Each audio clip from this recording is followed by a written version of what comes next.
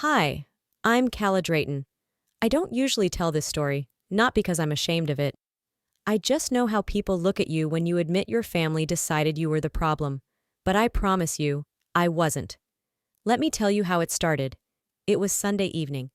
The kind of evening that used to mean roast chicken, Dad's corny jazz playlist, and that clinking sound from Mom's old cutlery she kept for real dinners. Only now there was no roast chicken, no jazz, and no seat for me at the table. Literally. I found out through Instagram. Brent, my older brother, posted a carousel. Family dinner, blessed. Swipe 1, Dad at the head of the table. Swipe 2, Brent smiling next to Shay, his new girlfriend. Swipe 3, my mother's vintage plates, the ones she swore she'd never let anyone touch. And sitting where I always sat, was Shay. Crossed legs, red nails, holding a glass of red like she owned the air around her. I hadn't even known there was a dinner. No one texted. No, you coming? No, hey, heads up. Not even a ghost of a courtesy. I didn't cry. Not then. I closed the app, sat on my apartment floor with leftover Chinese, and let the silence ring louder than any words they didn't say. But here's what most people miss. Betrayal doesn't happen in a single moment. It's not a dramatic slap or a slammed door. It's slow, layered. It starts with one person choosing someone else over you, and then choosing them again, and again, until your absence becomes the new peace. I met Shay once, just once. Dad had invited me over 3 months prior, said he missed me, wanted a full table for his birthday. It sounded innocent enough. And honestly, I missed them too. When I walked into the house, Shay was already there. She stood in the kitchen barefoot, holding my mom's apron like she'd always worn it. She smiled, wide and blinding. "Hi, you must be Calla. I've heard so much about you." I remember feeling foggy. She was gorgeous, sure. But more than that, she fit, too fast, too well, like a puzzle piece that wasn't part of the original box but somehow slid in perfectly. Throughout dinner, she laughed at Dad's dry jokes, told Brent to chew slower, and offered to refill everyone's glasses. And Dad was enchanted. He leaned back in his chair, looked at her the way he used to look at Mom, like he was home. After dessert, I stayed behind to help clean up. As I gathered the plates, I heard Shay's voice carry into the hallway from the living room. "She seems guarded, but I get it. It must be hard to see her brother happy when she's always been the one struggling." I stood there frozen, a fork in my hand. It was the tone that got me. Soft, concerned, like she wasn't insulting me, just stating a gentle truth. And that's the thing. Shay never said anything cruel. She just planted ideas. Quietly, like seeds. I didn't confront her. I didn't say a word. I put the fork down, left the kitchen, and drove home. That night, I told myself I was being paranoid. But somewhere deep inside, I already knew. I was being replaced. Over the next few weeks, the shift became obvious. Texts from Dad got shorter, then stopped. Brent would cancel lunch plans with vague excuses like, "Shay is not feeling great," or, "We're dealing with stuff right now." Even Aunt Marion, my dad's sister who always sent me birthday cards, started calling Shay a breath of fresh air at Sunday brunch. It wasn't just that they liked her. It was that liking her required them to distance themselves from me, as if both couldn't exist in the same room, as if my presence diluted hers. I started hearing things, through the grapevine, that I was too sensitive, resentful. One night, a friend who still visited Dad's house texted me in disbelief. "Your dad said you've always been kind of dramatic." He used that word, dramatic. That word clung to me like mildew. I tried one more time. I emailed Dad. I told him I was feeling shut out, that I missed Sunday dinners, that I wanted to be included. I kept it short, careful, no accusations. He didn't reply. Instead, a week later, I got a letter in the mail, from my father, handwritten, 1 page. "Calla, I love you, I always will. But I think space might be best for now. Maybe things will calm down in time. Let's give each other that grace." Grace. I read the word over and over until it meant nothing. Shay moved into the house 2 months later. They didn't tell me. I only found out when I drove by and saw her red Jeep in the driveway. My mother's garden pots had been moved. The curtains were different. The swing Dad used to push me on had been taken down. I stopped the car, just for a second. My hands clenched the steering wheel until my knuckles turned pale. This wasn't about a girl my brother was dating. This was about control. Shay didn't just want to be accepted, she wanted to be me. Or better, to remove the version of me that still lingered in that house. The next week, I got a call from the bank. There was a request to add a co-owner to the house title. Someone had submitted paperwork with my name crossed out. I was listed as a contingent heir on the property since I was 16. Dad never updated the will after Mom died, until now. That's when I stopped hoping they'd come around. I stopped writing polite texts, stopped checking Brent's Instagram. They had made their choice. And I was no longer their daughter. Just a footnote in a house they were rebuilding without me. But what they didn't realize was this.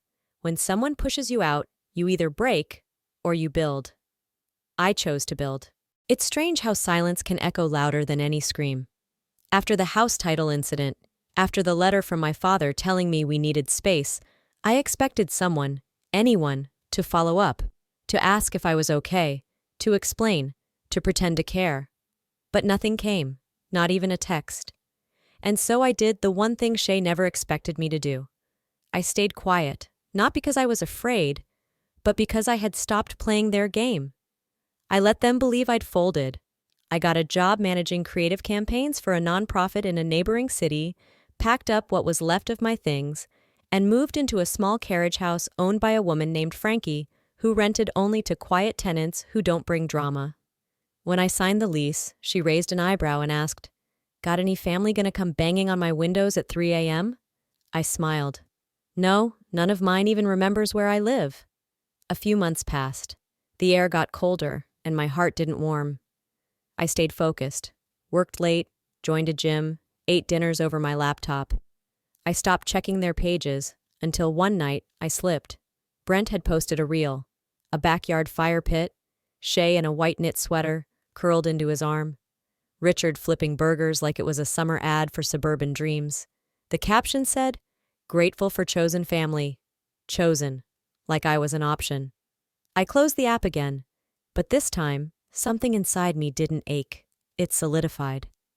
It was a Tuesday morning when I got a call from Sasha, an old friend from high school who worked in legal support for a property records office.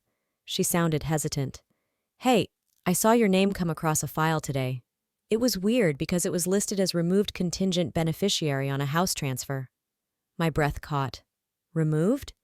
Yeah, she confirmed, and replaced with someone named Shay Grady. It wasn't an inheritance adjustment. It was part of a deed reassignment filed directly through a quitclaim. Your dad initiated it. Just thought, you should know. Thanks, I said softly.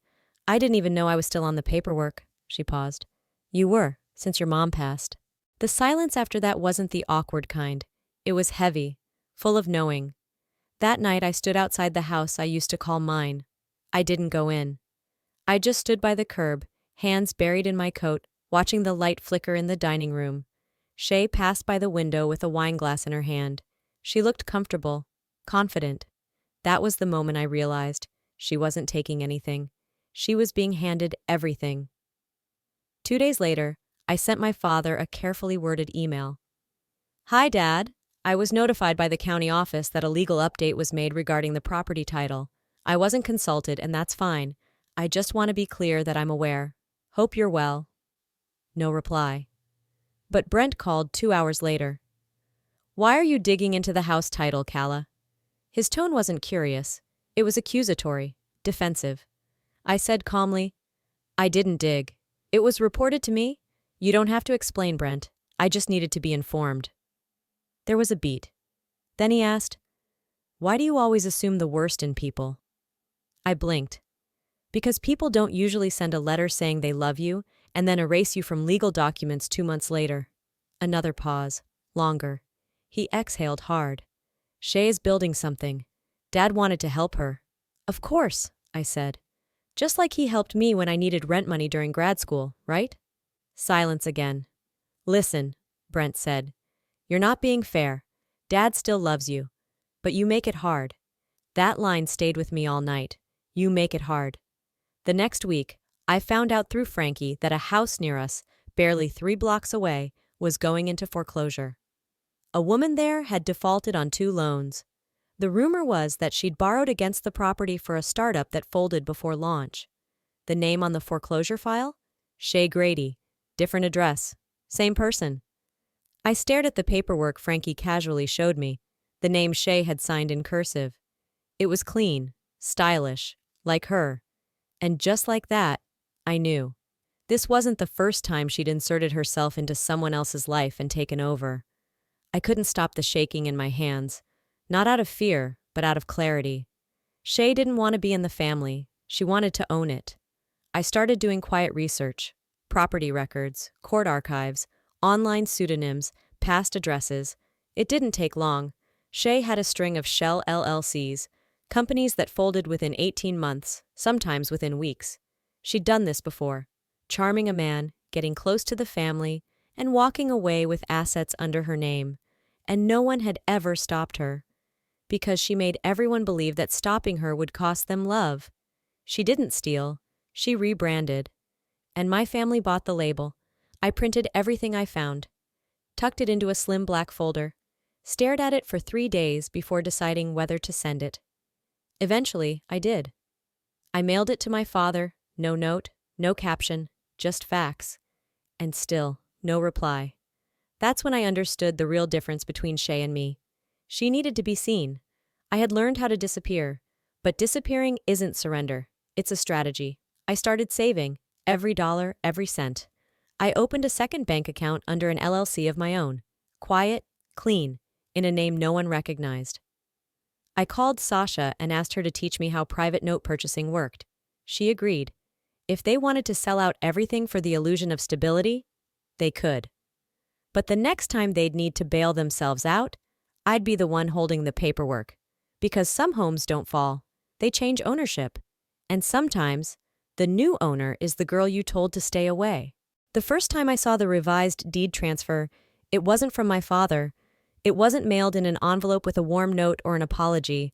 It showed up in a quiet email from a county clerk's automated system, cold, matter-of-fact, and legally binding. Finalized transfer notification. Ownership rights updated for parcel hash 481. Co-title now reads, Richard Vale and Shay Grady. No Drayton, no me. They had done it. They gave her the house. Not figuratively, not emotionally, legally. The house my mother designed down to the last trim detail. The one she had put her entire inheritance into rebuilding after the foundation cracked in '08. The place where I had planted daffodil bulbs with her and Dad, thinking those tiny green tips were some sacred promise of family returning each spring. Gone. Signed away like I had never mattered. That night, I stood in my living room and stared at the county deed pulled up on my screen, my thumb pressed into my palm hard enough to leave a crescent dent. Not out of rage, but out of restraint. I wasn't going to cry. Not anymore. Because now, we weren't just talking about a betrayal of love. We were talking about a betrayal of legacy. And that's when my plan sharpened. I met Sasha for lunch at a cafe off Main Street, one of those rustic chic spots with vintage plates and teas no one could pronounce. I slid the folder of property records across the table, then opened my notebook with several marked pages. She raised a brow. You've been busy. I want to know how to buy the note, I said plainly. She stirred her coffee. You mean take over the mortgage if they default? No, I said. I mean exactly that. I want to own their debt. She blinked. That's not something people usually say with this much calm. I'm not trying to humiliate them, but I want leverage, real leverage, something they can't twist into another emotional guilt trip. They already told me I don't belong. I'm just taking them at their word. Sasha explained the process, how I could establish a single-member LLC, apply to become a line holder by purchasing the mortgage debt from the note issuer, and, if necessary, initiate foreclosure proceedings.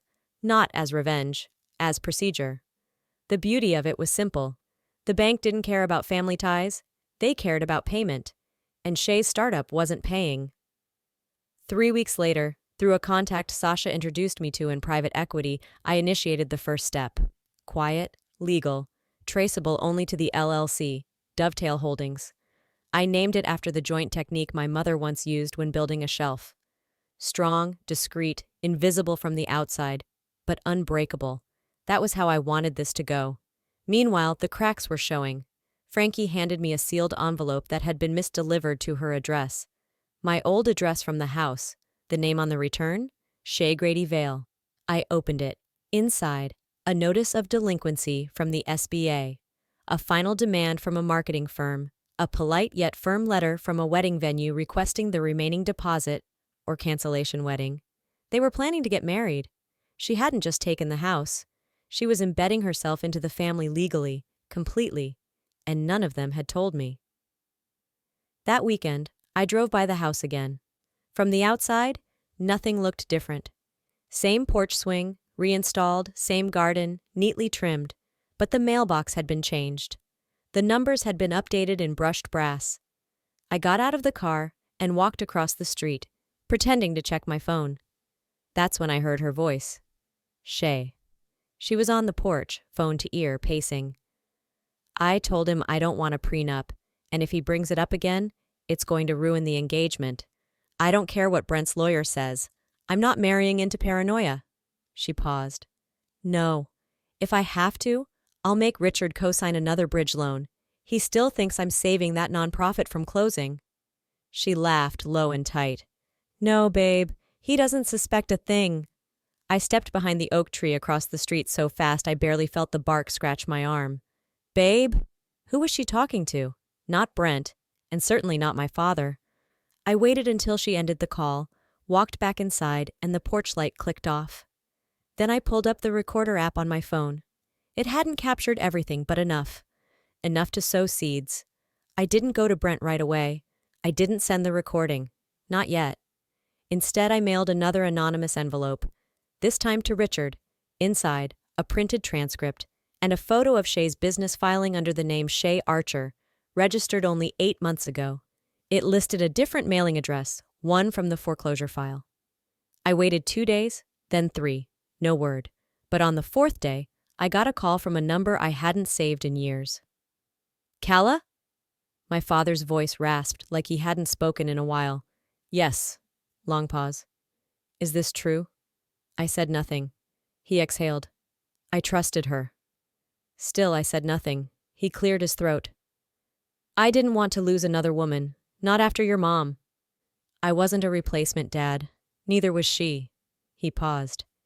You always made things harder than they needed to be. I smiled bitterly. And you always chose easier over right. There was a hollow sound on the line. He didn't hang up, just stayed. I don't know what to do, he finally said. You're not calling to ask me that, I replied. You're calling because deep down, you already know what comes next. You just don't want to say it out loud. By the end of the month, Brent emailed me. Short, stiff. Heard you've been digging. Whatever you think you found, stay out of it. Our family doesn't need saving from itself. I didn't reply. I didn't have to, because 3 days later, I received a notification from Dovetail Holdings. Transfer complete. Mortgage note ownership finalized. I was now the legal note holder of my childhood home. They had signed it away, and I had just signed it back, without their knowledge. Not out of malice, out of memory, out of truth, because in the end, I wasn't stealing anything. I was reclaiming what was mine all along. You'd be surprised how quiet power feels. Not loud, not flashy, just steady, anchored. Like walking into a room where everyone else is guessing and you already know the ending. I didn't feel victorious. I felt ready. Owning the note meant I now held the key to the one thing they valued most but never truly protected, the house. And for once, I wasn't reacting. I was building. Every step deliberate. No outbursts, no begging to be seen. I wasn't going to ask for space anymore. I was going to take up space. 3 weeks passed without a word from Brent or my father. Not a text. Not even a cold message wrapped in civility. But I wasn't waiting for contact. Instead, I watched. Shea's Instagram had gone quiet. No more cozy Sunday dinners or #LoveMyTribe. The girl who once performed happiness for an audience had gone silent. But the cracks were showing elsewhere. I'd set a Google alert on Shea's LLC, one of many. And then it came. State suspends business license for Grady Creative LLC, pending investigation into falsified vendor receipts and unpaid payroll taxes. The story hadn't gone public yet, but the paperwork was active.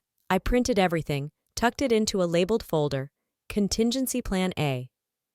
One thing about women like Shay, their fall isn't dramatic, it's methodical.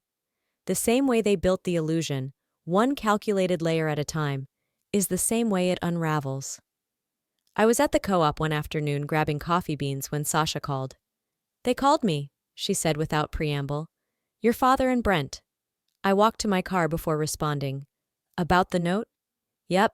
And it didn't take long for them to figure out who's behind Dovetail Holdings. Brent asked me straight out if I had helped you manipulate the family. I almost laughed. Because buying a loan is emotional manipulation now? According to them, yes. "What did you say?" "I said I don't speak for you." And then I hung up. I paused, staring out at the parking lot. "Did they sound desperate?" "No," she replied. "They sounded afraid." The foreclosure notice hadn't been sent, yet, but it could be. The payments were past due.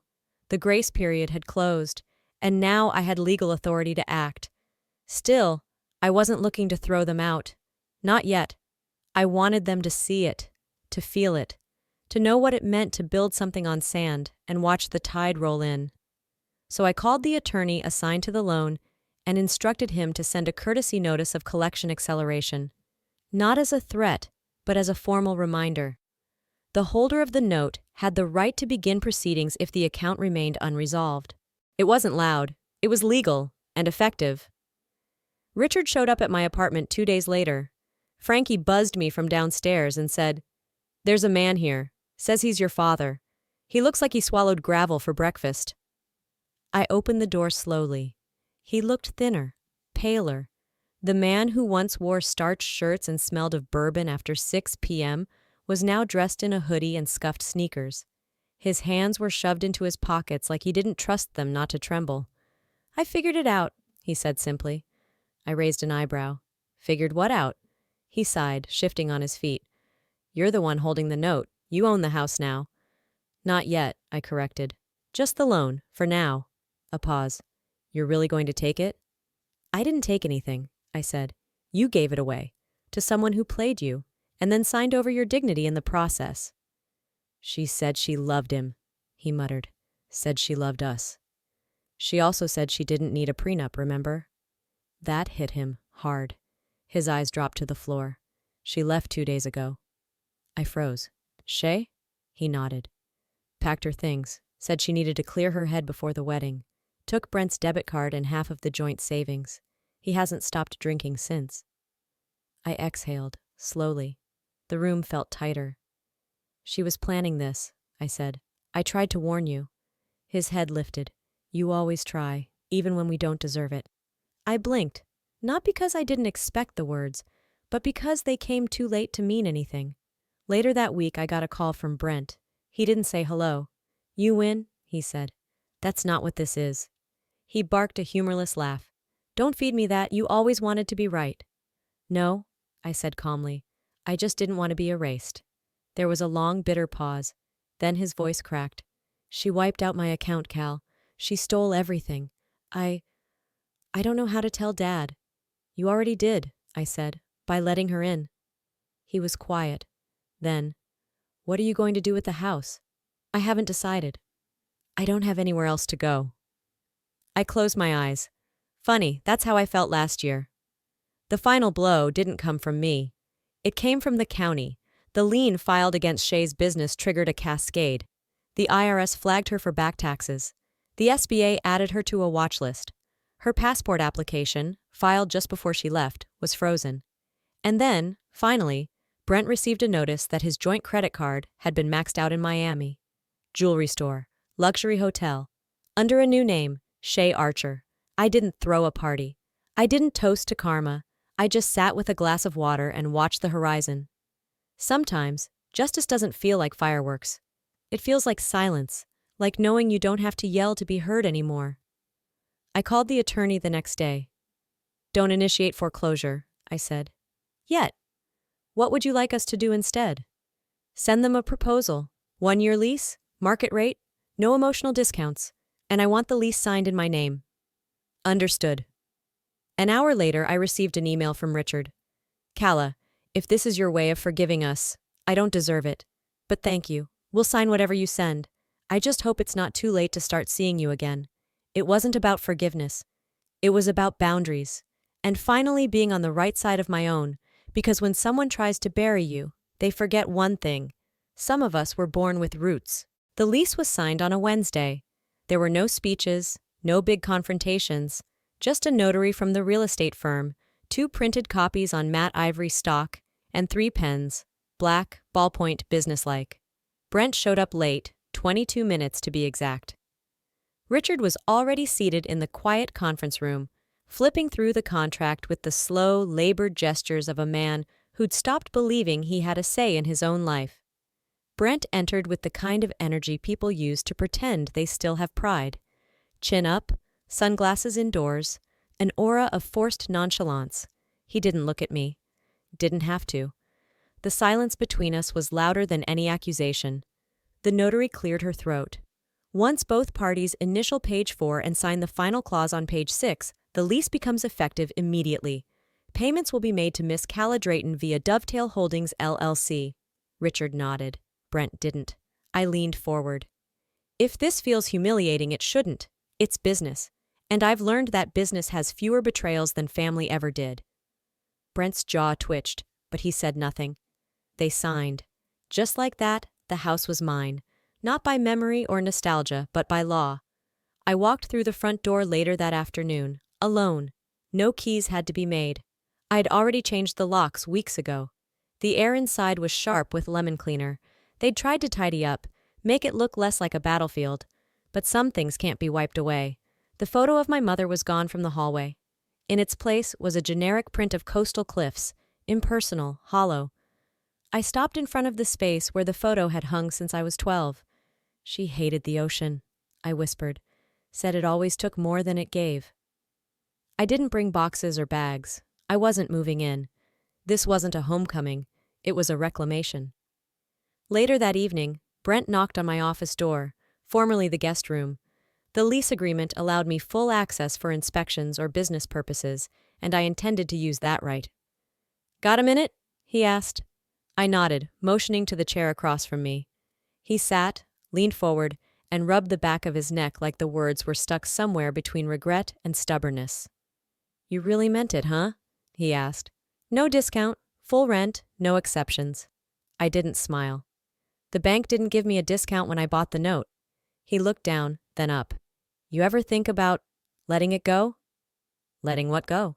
"All of it. Shay, the house, the past." I paused. "She tried to take everything that was mine. You helped her. Dad watched it happen, and when I raised my voice, I was called difficult, dramatic, dangerous." His eyes narrowed. "I didn't call you that. You didn't stop them either." The silence stretched between us like a bridge no one wanted to step onto. He finally spoke. "You want an apology?" "I want accountability. And I want the lease paid on the 1st. The next few weeks settled into an uncomfortable rhythm. Richard moved mostly between the master bedroom and the back patio, where he smoked in silence, eyes fixed on nothing. Brent went to work and returned late, never acknowledging the awkwardness of paying rent to his sister. They were ghosts in a house they once claimed as theirs. And me? I kept my distance. I reviewed maintenance requests through a property portal, enforced garbage rules like a true landlord, and emailed reminders with all the sterile professionalism I once resented from strangers. Because sometimes, when your family treats you like a stranger, you return the favor, with structure. One afternoon, I noticed a letter addressed to Richard sitting opened on the kitchen counter. I wasn't snooping. He left it out in plain sight, as if hoping someone would read it. The sender, Estate Planning Division, Wilshire and Moore Legal Group. I scanned the header. It was a notice regarding an outdated living trust still naming Shay Grady as a primary successor for emergency disbursements and insurance beneficiary. I froze. Despite everything, despite the fraud, the flight, the betrayal, her name was still legally attached to my family's wealth. Whether by negligence or willful ignorance, Richard hadn't updated the documents, and if something happened to him, Shay would still win. I took the letter and knocked on his door. He looked up from his chair, face pale beneath the porch light. "Do you still want her name on this?" I asked, holding out the paper. He squinted, took it, read, and then, "Damn it." I crossed my arms. "You're the one who signed it. You've had months." "I thought she'd come back," he muttered. "I thought we'd fix it." "That's not a mistake anymore, Dad. That's a choice." He flinched at the word. Dad. It had weight now, not warmth. He booked the attorney's appointment the next day, insisted I come with him. I didn't say yes, but I showed up. I watched him sign new directives, remove Shay's name, reassign the assets. When the lawyer asked if he wanted to add a new heir, he paused, then looked at me. "May I?" I nodded once. He wrote my name, in full, slowly, carefully, as if afraid I'd vanish between the ink strokes. The following Sunday, he made breakfast. It wasn't perfect. The eggs were rubbery and the toast was burnt. But he tried, for once, not to win me back, but to meet me where I stood. Brent joined late, groggy, eyes hollow but honest. He looked at me across the table. "You ever think we can go back to how it was?" I shook my head. "No, but we can go forward, if you stop expecting me to forget." He nodded. "That's fair." After they left the kitchen, I sat alone. The sun spilled across the floorboards, touching the place where my childhood dog once lay. There were dents in the wood from my old chair, still there like scars no renovation could smooth. I didn't feel victorious. I felt rooted, not in the family I'd been born into, but in the woman I'd built. There was a soft note taped to the kitchen counter. Just a folded piece of printer paper. No envelope. No signature. Just a sentence, scribbled in Brent's unmistakably heavy-handed handwriting. "You were right. I'm going to figure out who I am without needing someone to tell me who to be. Rent's paid through the quarter. Thank you for not slamming the door like we did."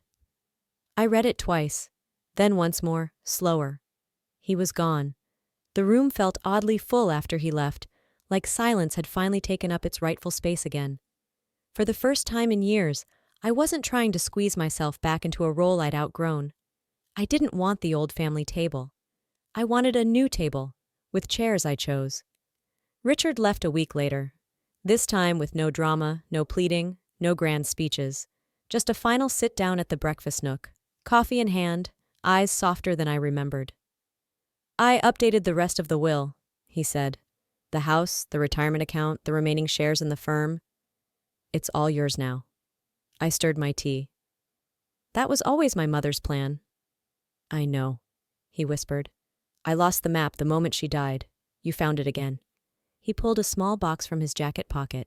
Not velvet, not for show. It was an old Altoids tin, dented and rusted at the corners.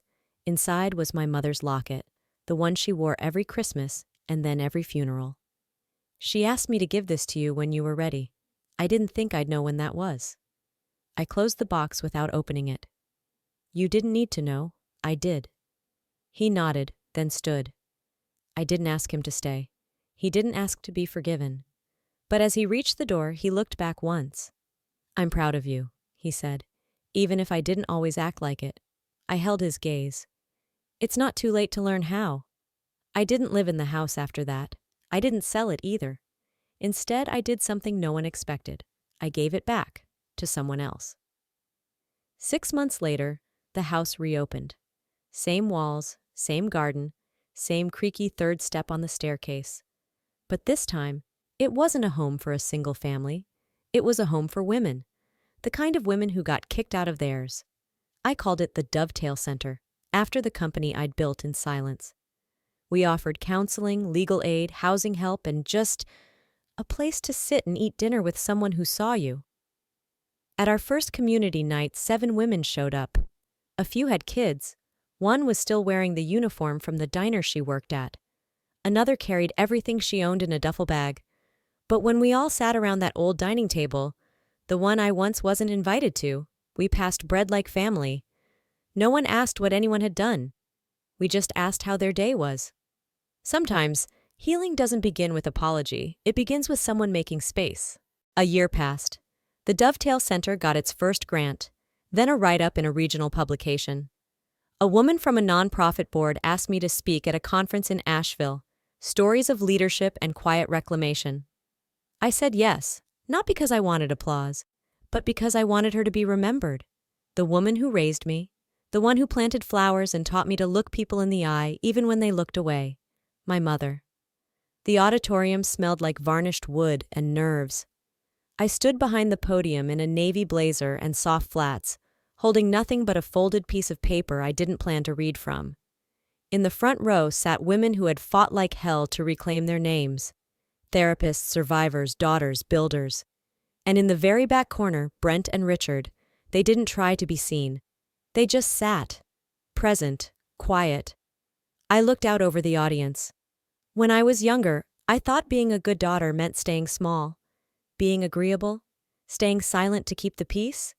And when my family chose someone else over me, I tried to understand it as a phase, a misunderstanding, a pain I needed to earn my way out of. But here's the thing they don't teach us about family. Sometimes you don't lose them. They lose access to you.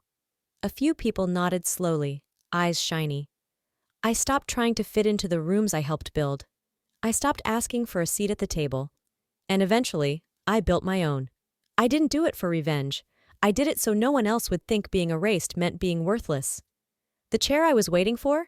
It was mine the whole time. Applause rose, soft at first, then strong. I stepped back, hands calm. No tears, no tremble, just steady. Afterward, I stood by the side doors sipping lukewarm coffee, not expecting anyone to approach. A girl, barely 20, walked up in a denim jacket with sleeves chewed at the cuffs. She looked like she hadn't slept in days, but her eyes held something fierce.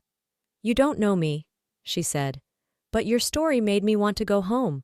Or maybe just take back what home means." I didn't say anything wise. I just smiled and squeezed her hand once. That night, I returned to the house. It was quiet. The women were asleep upstairs, a single nightlight flickering in the hall. I walked to the kitchen, opened the back door, and stood in the garden where my mother once knelt beside me, planting daffodils. The soil had changed, but the roots remained. And so did I. As I close this chapter, remember this. You don't need permission to take your place. Sometimes, you have to build your own table. Life doesn't hand us everything, but we can reclaim what's ours, one step at a time. What's one thing you've been waiting for permission to do? Let me know in the comments below, and if this story resonated with you, hit subscribe to join me for more. Thanks for watching, and let's keep building together.